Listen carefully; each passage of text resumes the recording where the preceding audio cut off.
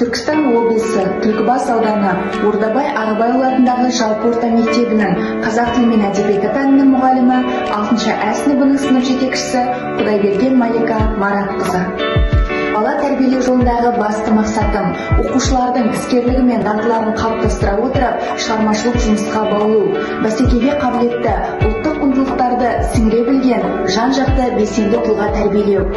Осы мақсатқа жету барысында жаңаша оқыту мен тәрбиелеудің жолдарын тауып, жүйелі қолдану арқылы жаңашылдыққа жаны құмар, шығармашыл ұрпақ тәрбиелеп келемін.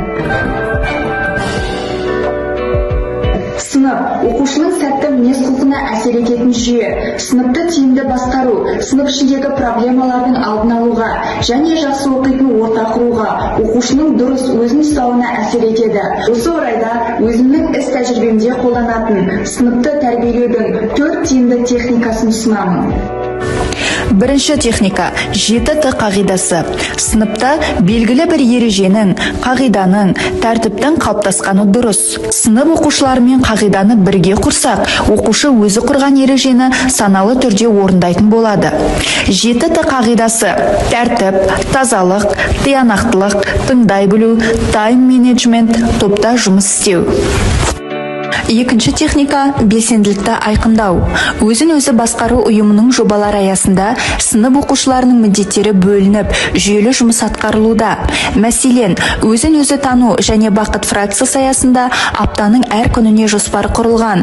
Бірінші күні – ән айту күні, екінші күн – ерекше амандасу күні, үшінші күн – сыныпқа би билеп келу күні, төртінші күн – жылы сөз айту күні, бесінші күн – қуаныш сыйлау күні. Үшінші техника көңілді үзіліс деп аталынады. Көңілді үзіліс техникасы оқушылардың қоңырау уақытын тиімді, өнімді істерге арнау мақсатында жүзеге асырылады. Қысқа минутты үзілісте оқушылардың интеллектуалды ойлау қабілетін дамытатын қызықты ойындар ойнатылып, нейрогимнастикалық жаттығулар жасалынады.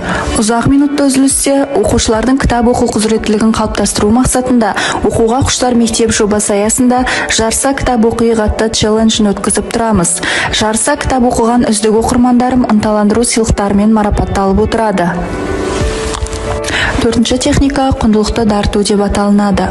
Ұлттық мүдденің өркендеуіне үлес қоса алатын, ұлттық құндылықтар мен жалпы адамзаттық құндылықтарды өзара ұштастыра алатын, ұлтжанды тұлғаны тәрбиелеу мақсатында айына 2 рет қазағымыздың өнерін дәріптеп жүрген іскер жандармен сұхбат өткізіп, өмірлік тәжірибесімен таныс боламыз.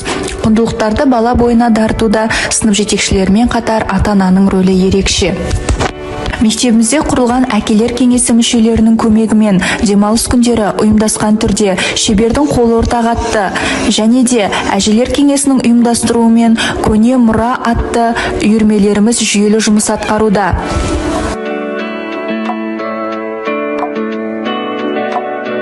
Өркениетке құлаш сермейтін елдің өрісі қашанда білікті саналы ұрпақпен көбеймек. Білім мен тәрбие саласында қолданатын кез келген тиімді әдіс тәсілімді ұстаздық жолын жаңадан бастаған пән мұғалімдер мен тәрбие саласына жаңадан келген сынып жетекшілерге әдістемелік көмек ретінде өткізген сабағымды шығармашылық YouTube каналыма, Facebook парақшама, Instagram желісіне жүктеп отырамын.